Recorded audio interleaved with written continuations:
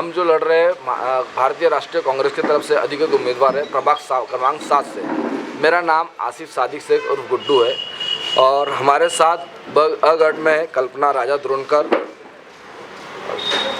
कगढ़ से है पूजा पंकज सावरकर और कगढ़ से अभिषेक संबलकर जी, जो पूर्व नगर सेवक भी रह चुके हैं। हम चारों कांग्रेस के अधिकृत उम्मीदवार हैं और मैं आपके माध्यम से कहते सभी लोगों को नववर्ष की हार्दिक शुभकामनाएं देता हूं। जो अभी आपने देखा होगा कि जिस तरीके से लावारिस पड़ा हुआ था महानगर पालिका और ये प्रभागों को महानगर पालिका बीजेपी सरकार सत्ता में रहने के बाद जो उन्होंने 2019 से कहते हैं 2022 से चुनाव नहीं कराया, तो जिसके वजह से जो काम हुआ है जिसमें कहते हैं आपने देखा होगा कि 2-3 बार नागपुर में बाढ़ आई। वो बाढ़ के वजह से लोगों के घर डूबे, लोगों के कहते हैं मकान डूबे, उनका रहने का सामान डूबा है और सब कुछ हुआ है। कोरोना काल भी आया है यहाँ पे इस ज़माने में, तो कोरोना काल में भी कहते हैं एक प्रशासन के जरिए, प्रशासन की इतनी बड़ी जो महामारी बीमारी हुई थी वो कहते वो बीमारी में भी महानगर पालिका के नेतृत्व में काम करना पड़ा, जिसमें कोई नगर सेवक नहीं था।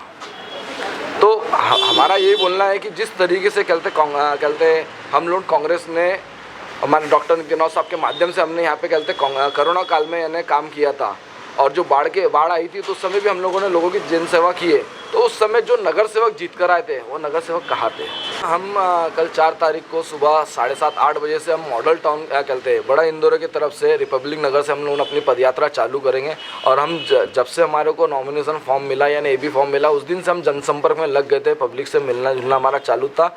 और हमारा पहले से हम गायब नहीं हुए, हम 8-10 साल से हम यहाँ पे ज़मीन पे वर्क कर रहे हैं। जैसे हमारे को कोई यानी वो नहीं है कि हमारे को कोई ये नहीं बोल सकता कि हम ज़मीन से नहीं थे, हम डायरेक्ट हवा नेता आए। आपको क्या लगता है आपके वार्ड में ऐसे कौन से 2-1 प्रमुख मुद्दे हैं जिसके ऊपर यानी आप पहले फोकस करोगे? देखिए, जो हमारा प्रभाग 7 है इसमें कम से कम 60% कहते हैं स्लम इलाका है, ज़्यादा से ज़्यादा 60% स्लम इलाका है। तो 60% स्लम इलाका उत्तर नागपुर होने के कारण यहाँ पे बीजेपी ने उनकी सत्ता 15 साल से रहने के बाद, उनके केंद्र में सत्ता, उनकी महाराष्ट्र में सत्ता रहने के बाद भी उन्होंने हमें पट्टे वाटप से वंचित रखा।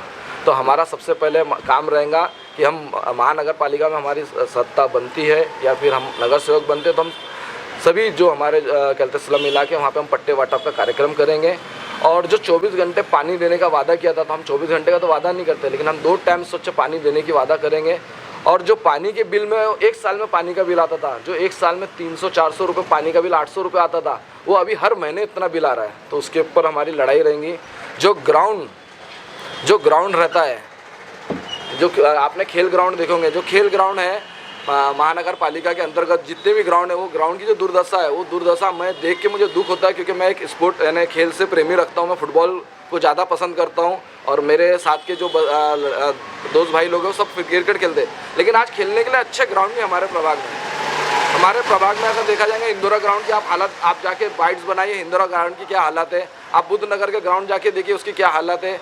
आज नवाना का ग्राउंड मैं यहाँ पे रहता हूँ, उसके वजह से माननीय आमदार डॉक्टर नितिन के जरिए हमने वहाँ पे डेवलप किया है, लेकिन फिर भी जो सुविधा हमको चाहिए था ग्राउंड में वो सुविधा नहीं मिली। आप समता नगर का ग्राउंड जाके देखिए क्या हालत है। कि आपने जैसा अभी अपने स्टार्टिंग में कहा था कि जिस तरीके से महानगर पालिका में पिछले 4.5 साल से किसी की सत्ता नहीं है, महापौर नहीं है, तो उस वजह से क्या हुआ है कि प्रशासन राज में जो जिसकी सत्ता थी उन्होंने अपने इलाकों में मनमानी फंड लेके उन्होंने अपने इलाके में विकास किया है। इसी उत्तर नागपुर को मुस्लिम और कहते दलितों का इलाका बोलते, तो यहाँ पे उन लोगों को वंचित ही रखा गया हम लोगों को आज तक। कि महानगर पालिका की जो बंद पड़ी स्कूल है जो आज बंद हो गई है, वो बंद स्कूलों को जैसे आज हमारे बच्चों को कहते हम लोगों को CBSE स्कूल में पढ़ा रहे हैं, कोई अपने बच्चों को हिंदी मीडियम और मराठी मीडियम में पढ़ाना नहीं चाहता। तो हम लोगों का भी प्रयास रहेगा कि हम जो महानगर पालिका की बंद पड़ी स्कूल है उसको CBSE पैटर्न या इंग्लिश मीडियम कम से कम चालू करें उसको, ये हमारी सोच है। ये लाइब्रेरी होना चाहिए, जो सार्वजनिक जगह है वहाँ पे क्या कहते हैं कैमरा होना चाहिए। जैसे नागपुर को स्मार्ट सिटी के नाम से गया है, लेकिन स्मार्ट सिटी के नाम पे क्या है, सिर्फ पश्चिम नागपुर जो हमारे CM साहब का जो इलाका है बस, उसके अलावा कहीं पे स्मार्ट सिटी नहीं है क्या? अभी आपने देखा होगा कि न्यू नागपुर का एक कहते प्रपोजल बना है जिसमें कई हजारों करोड़ रुपए यानी बजट दिया गया है।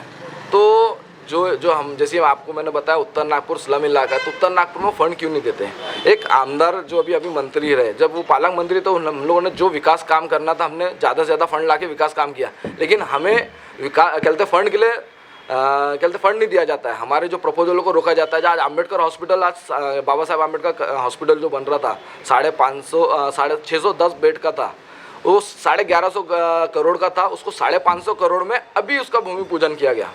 क्यों उसको?